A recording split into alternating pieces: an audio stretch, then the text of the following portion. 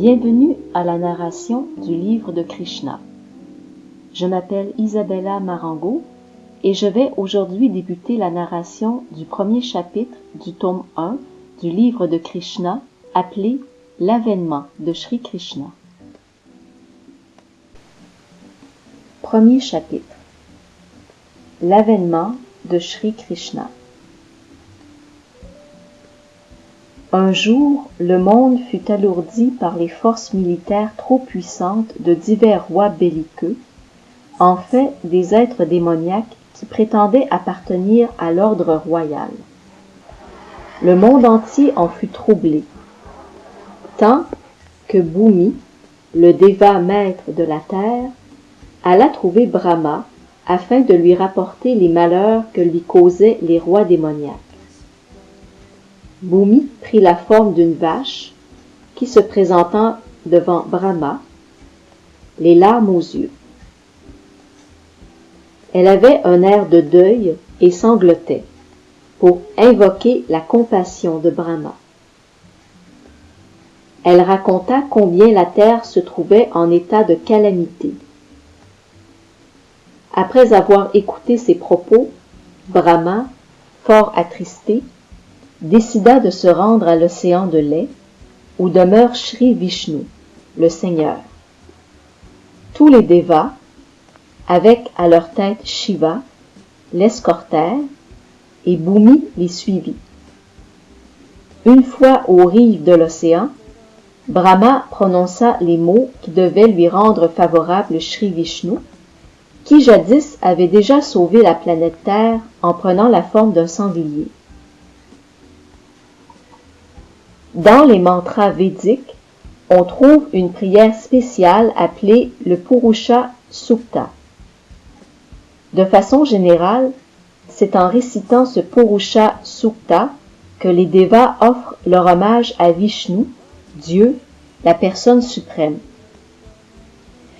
On comprend ici que le déva maître de chaque planète peut aller voir Brahma, le souverain de l'univers matériel, chaque fois que quelque chaos survient sur sa planète propre.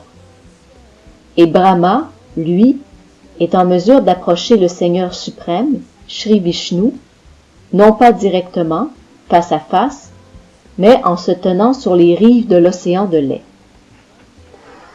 Il existe dans notre univers une planète qui porte le nom de Svetadvipa et sur laquelle se trouve un océan de lait. Divers écrits védiques nous laissent entendre que de même qu'il existe sur Terre un océan d'eau salée, on trouve d'autres océans sur d'autres planètes. Un océan de lait, un océan d'huile, ou encore un océan de liqueur, et nombre d'autres sortes. Le Purusha Sukta est la prière qu'on coutume de réciter les dévas pour plaire à Kshirodakasayi Vishnu, Dieu, la personne suprême. Ce nom lui est attribué parce qu'il est allongé sur l'océan de lait. C'est à travers cette manifestation particulière du Seigneur suprême qu'apparaissent en ce monde tous les avataras. Après que tous les dévas eurent offert au Seigneur suprême la prière du Purusha Sukta, aucune réponse ne se fit entendre. Alors, Brahma s'assit en méditation et Shri Vishnu lui transmit par la pensée un message qu'il révéla ensuite aux autres dévas. C'est ainsi que se transmet le savoir védique. Venant de la personne suprême, il est d'abord reçu par Brahma, en son cœur. Comme l'enseigne le début du Srimad Bhagavatam, le savoir spirituel et absolu des Védas fut d'abord révélé à Brahma, en son cœur. Ici, également, seul Brahma put comprendre le message de Shri Vishnu, et c'est lui qui ensuite le transmit aux Devas pour qu'ils agissent sans délai. Tel était le message. Dieu, la personne suprême, apparaîtra très bientôt sur terre, accompagné de ses puissances suprêmes et formidables.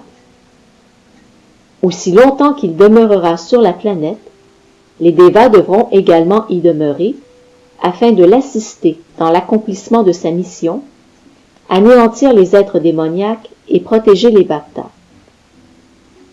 Tous doivent aussitôt naître dans la dynastie Yadu, au sein de laquelle apparaîtra également le Seigneur en temps voulu. Dieu lui-même, la personne suprême, Shri Krishna, apparut en tant que fils de Vasudeva. Mais avant lui apparurent, en différentes familles vertueuses de la planète, tous les Devas, ainsi que leurs épouses, à seule fin de l'assister dans sa mission. Le terme exact utilisé ici est Priyartam. Il signifie que c'est afin de satisfaire le Seigneur que les Devas sont descendus sur terre.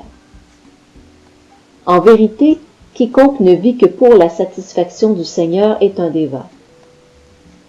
Les Devas apprirent encore que l'émanation plénière de Shri Krishna, nommée Ananta, à la forme de serpent, qui soutient toutes les planètes de l'univers en allongeant ses millions de têtes, apparaîtrait également sur terre, avant Shri Krishna. Ils surent aussi que Maya, la puissance externe de Vishnu, qui charme toutes les âmes conditionnées, apparaîtrait également, à seule fin que s'accomplissent les desseins du Seigneur suprême. Après avoir, par de plaisantes paroles, informé et pacifié tous les Devas, dont Bhumi, Brahma, qui est le père de tous les Prajapatis, les ancêtres de la population universelle, reprit le chemin de sa demeure propre, Brahmaloka, la planète matérielle la plus évoluée. Le chef de la dynastie Yadu, le roi Surasena, gouvernait la province de Mathura, en même temps que celle qui portait son nom, la province de Surasena. La ville de Mathura devint donc la capitale de tous les rois de la dynastie Yadu. Une autre raison est que les Yadus se montraient d'une grande piété et savaient qu'à Mathura, le Seigneur Shri Krishna vit éternellement, de même qu'à Dvaraka. Un jour, juste après avoir épousé Devaki, Vasudeva, le fils de Surasena, monté sur son char, s'en retournait chez lui, accompagné de sa nouvelle épouse. Le père de Devaki, Devaka, avait offert une dot importante, des centaines de chars, tous équipés d'accessoires d'or, car il éprouvait pour sa fille une grande affection. Ce jour-là, Kamsa, fils d'Ugrasena, volontairement avait pris les rênes et conduisait le char de Vasudeva pour satisfaire sa sœur Devaki. La coutume védique veut en effet que lorsqu'une fille est mariée, son frère conduise le jeune couple à la demeure du père du nouvel époux. Cela parce que la nouvelle mariée pourrait trop souffrir d'une séparation brutale d'avec sa famille. La dot de Devaki comprenait 400 éléphants parés de guirlandes d'or, 15 000 chevaux décorés et 1800 chars. Devaka avait également décidé que 200 fort belles jeunes femmes accompagneraient sa fille. Le système de mariage en vigueur chez les Kshatriyas et encore observé en Inde veut que lorsqu'un roi Kshatriya se marie, plusieurs des jeunes amis de sa fiancée aillent vivre dans son palais. Ces suivantes de la reine sont appelées servantes, mais agissent en fait comme des amis. Cette pratique existe de temps immémorial. On en trouve des traces datant au moins de l'époque qui précède l'avènement de Shri Krishna, voilà 5000 ans. Ainsi, outre son épouse, Vasudeva ramena à sa demeure 200 belles jeunes femmes. Lorsque passaient sur leur char les nouveaux mariés, on jouait de divers instruments pour célébrer l'heureux moment. Le son des conques, des cors, des tambours et des timbales formaient ensemble un joli concert. La procession se déroulait de manière fort plaisante, Khamsa conduisant le char, lorsque soudain se fit entendre un son miraculeux, venant du ciel. Il s'adressait particulièrement à Khamsa. « Quel saut tu fais, Khamsa! Tu conduis le char de ton beau-frère et de ta sœur, mais tu ignores que leur 8e enfant te tuera. » Khamsa, fils d'Ugrasena, de la dynastie Bhoja, était aussi réputé pour être le plus démoniaque de tous les rois de cette dynastie. Dès qu'il eut entendu la prophétie venant du ciel, il saisit Devaki par les cheveux et s'apprêtait à la tuer de son sabre quand Vasudeva, étonné de ce geste, afin d'apaiser son cruel et cynique beau-frère, voulut le raisonner en ces termes. « Mon cher beau-frère, mon cher Khamsa, tu es le plus célèbre roi de la dynastie Bhoja, et les gens te savent le plus grand des guerriers, un roi fort vaillant. Comment ton courroux peut-il être assez fort pour que tu t'apprêtes maintenant à tuer une femme, de plus ta propre sœur, en l'heureux jour de son mariage? Pourquoi être si effrayé de la mort? Elle est déjà venue, à l'instant même de ta naissance. Tu commenças à mourir à l'instant même où tu naquis. Disons que tu aies maintenant 25 ans. Tu es donc déjà mort de 25 années. En vérité, tu meurs à chaque instant, à chaque seconde. Pourquoi tant t'effrayer de la mort? À la fin, elle est inévitable. Peut-être mourras-tu aujourd'hui, peut-être dans 100 ans, mais tu ne peux échapper à la mort. Pourquoi en être si troublé? La mort n'est que l'anéantissement du corps matériel. Aussitôt que le corps cesse de fonctionner, qu'il se mêle de nouveau aux 5 éléments de la nature matérielle, l'être vivant revêt un autre corps, déterminé par les actes de son existence passée et leurs conséquences. Ce changement de corps s'opère exactement comme un homme marche dans la rue. Il avance d'un pas, puis, assuré que son pied repose sur le sol ferme, soulève l'autre pied. Ainsi, les corps changent l'un après l'autre, et l'âme transmigre. Regarde avec quel soin la chenille passe d'une branche à une autre. De même, l'être vivant change de corps aussitôt que les agents du déva de la mort ont décidé de sa prochaine enveloppe mortelle. Aussi longtemps que l'être vivant reste conditionné par le monde matériel, il doit revêtir des corps de matière, l'un après l'autre. Le corps qu'il occupera dans sa prochaine existence lui est donné selon les lois de la nature, selon ses actes en cette vie et leurs conséquences. Ce corps ne diffère en rien des corps que nous voyons dans nos rêves. Pendant notre sommeil, nous fabriquons 1000 corps fictifs, créés par le mental. Nous avons déjà vu une montagne et déjà vu de l'or. Aussi, dans un rêve, combinant peut-être les deux idées, nous verrons une montagne d'or. Parfois, en rêve, nous possédons un corps qui vole dans les airs, et tout est oublié du vrai corps.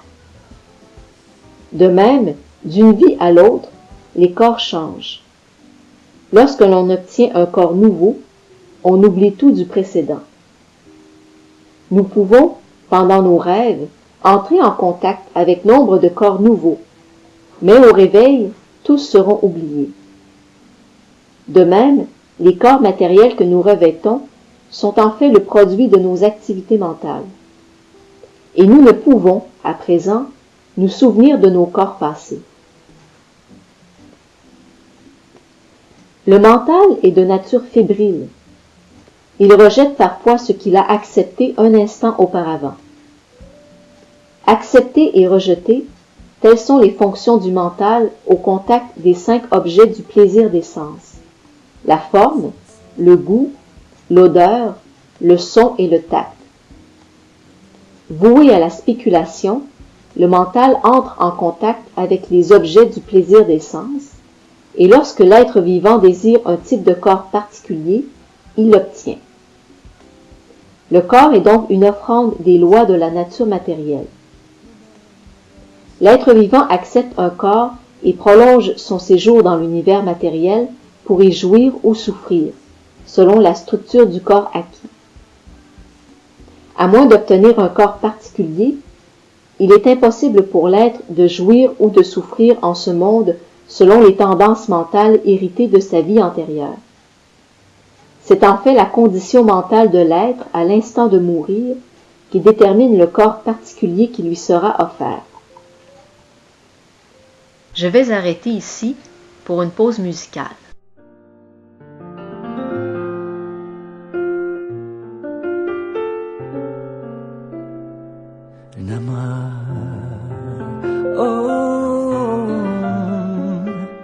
Vishnu Padaya Krishna Prasthaya Bhutale Srimate Bhaktivedanta Swami Nite Namine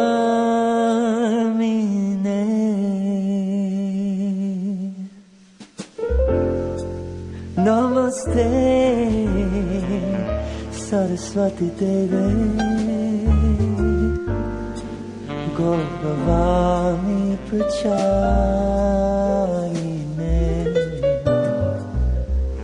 Nirvishesha Shunnavadi Paschata Desha Tarine.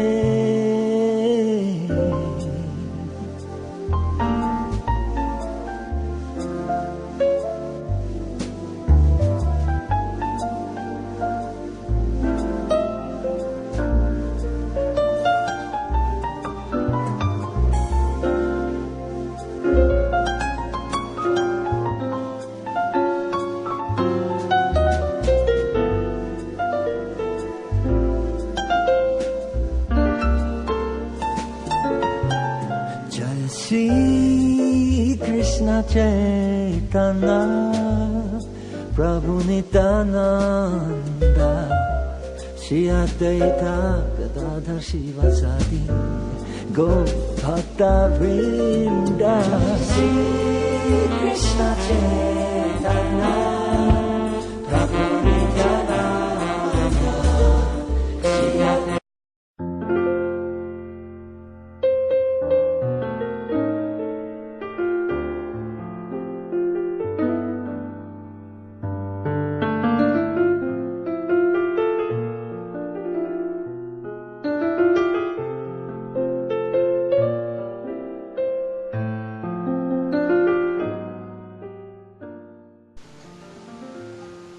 Les planètes lumineuses, telles le Soleil, la Lune ou les étoiles, se reflètent sur la surface de différents liquides, eau, huile, gui.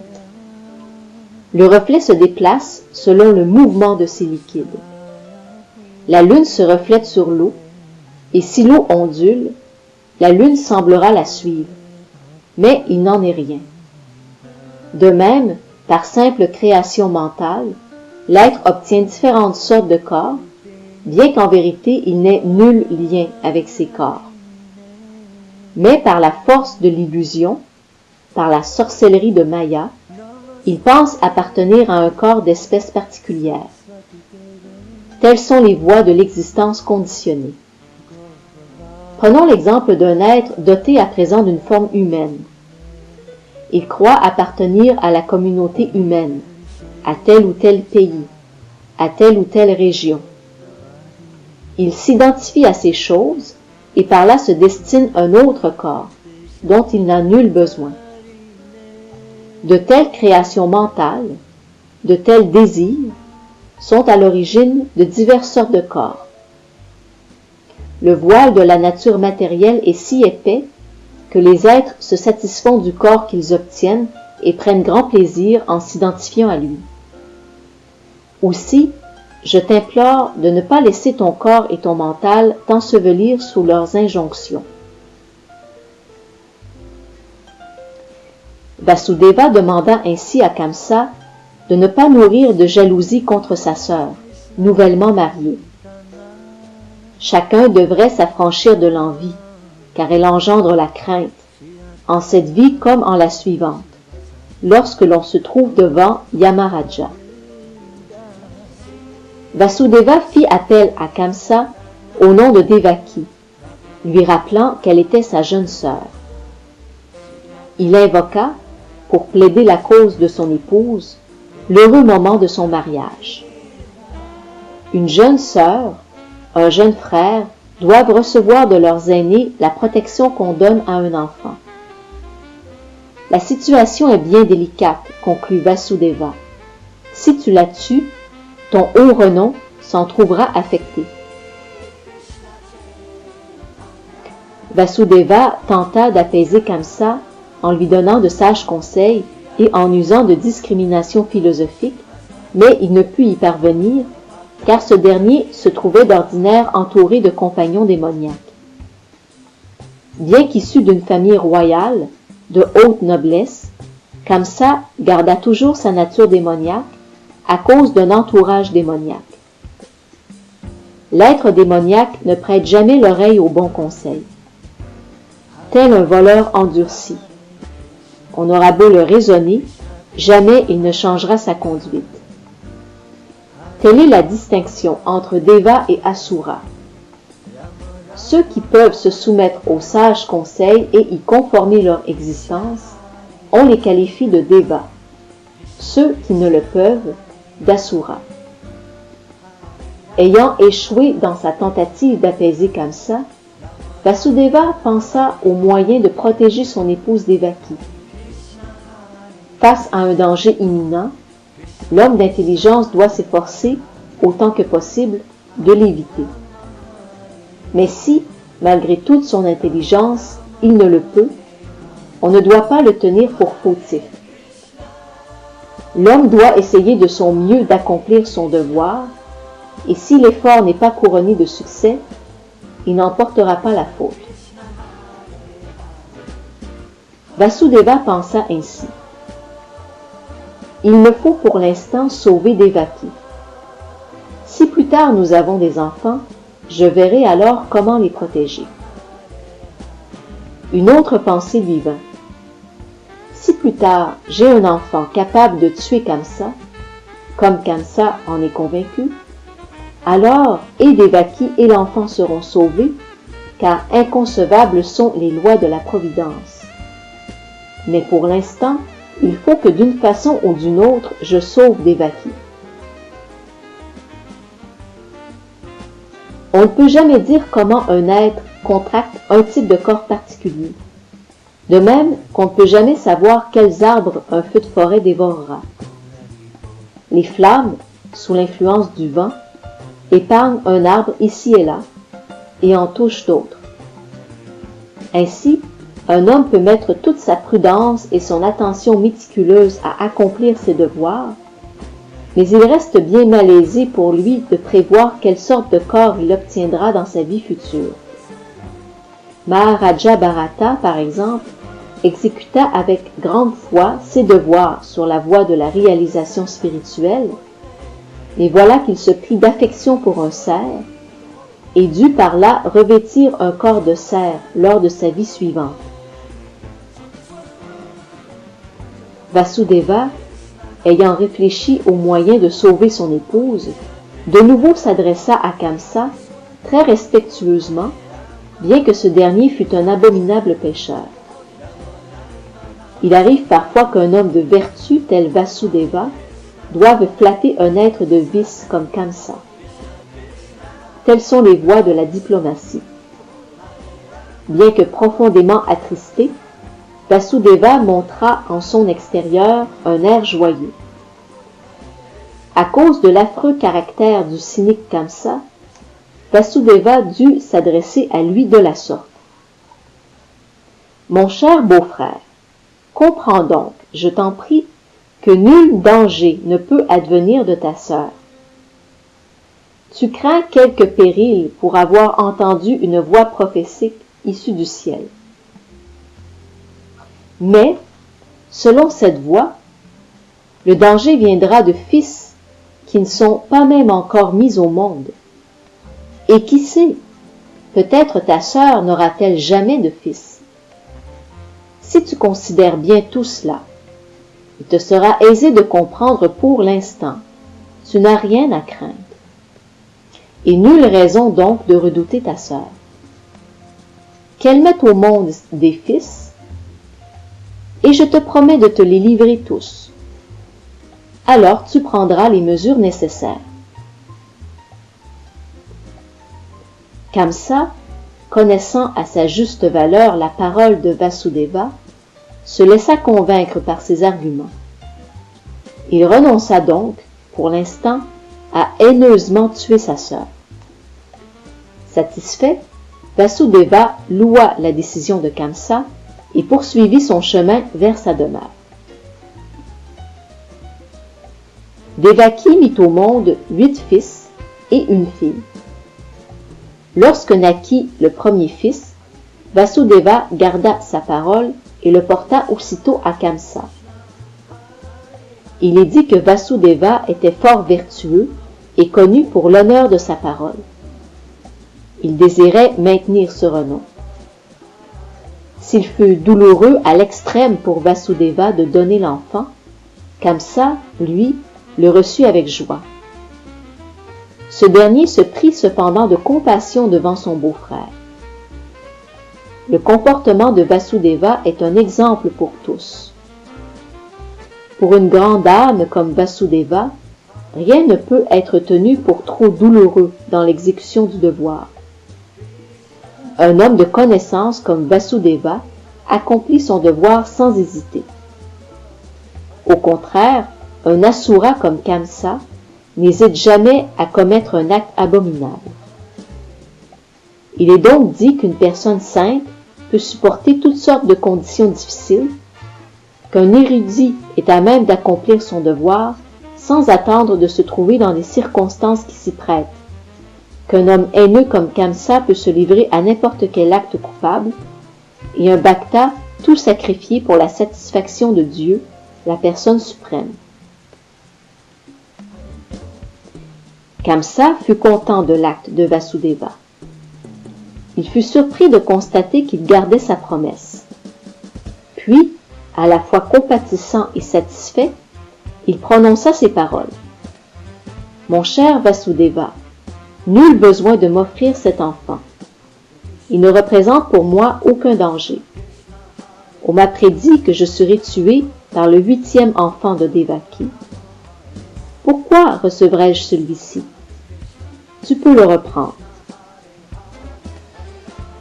Sur le chemin du retour, avec son premier enfant, Vasudeva ne pouvait, bien qu'heureux de l'attitude de Kamsa, croire en ses paroles, car il le savait privé de maîtrise de soi. Un athée ne peut maintenir sa parole d'honneur. Celui qui ne maîtrise pas ses sens ne connaît pas la détermination. Le grand politicien Chanakya Pandita a dit « Ne placez jamais votre confiance en un diplomate ou en une femme.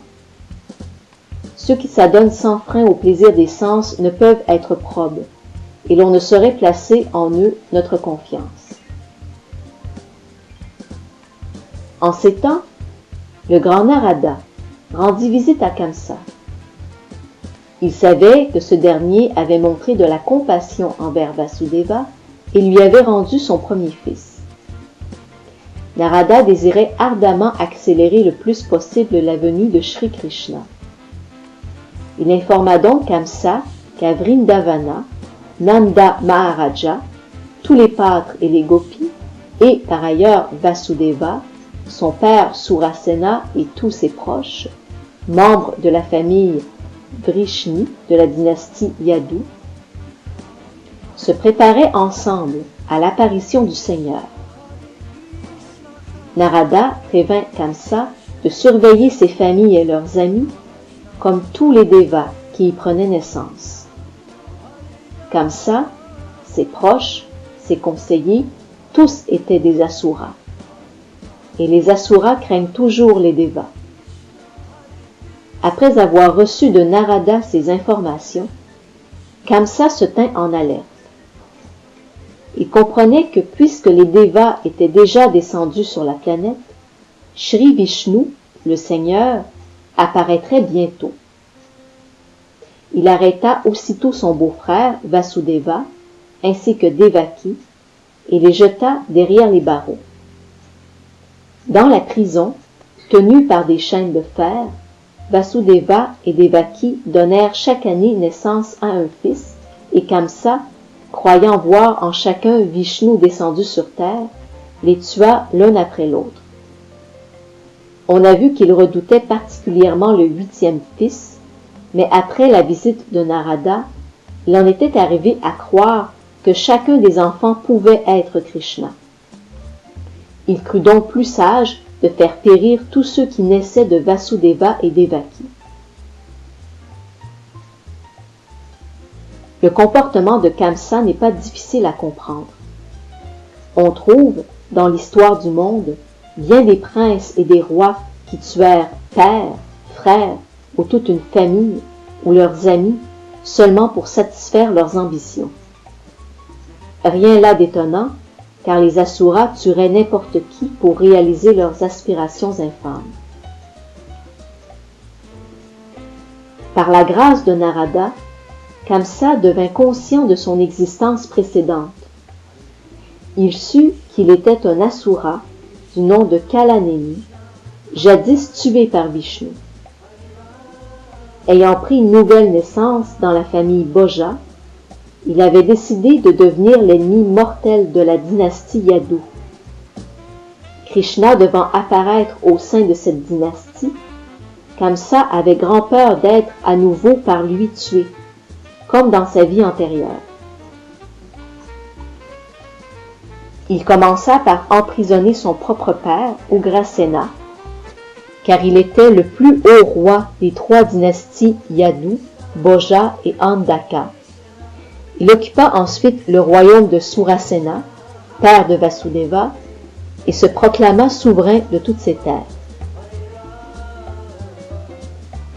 Ainsi s'achèvent les enseignements de Bhaktivedanta pour le premier chapitre du livre de Krishna, intitulé « L'avènement de Shri Krishna ». Je vous remercie de votre bonne écoute et je reviendrai prochainement pour la suite du livre de Krishna.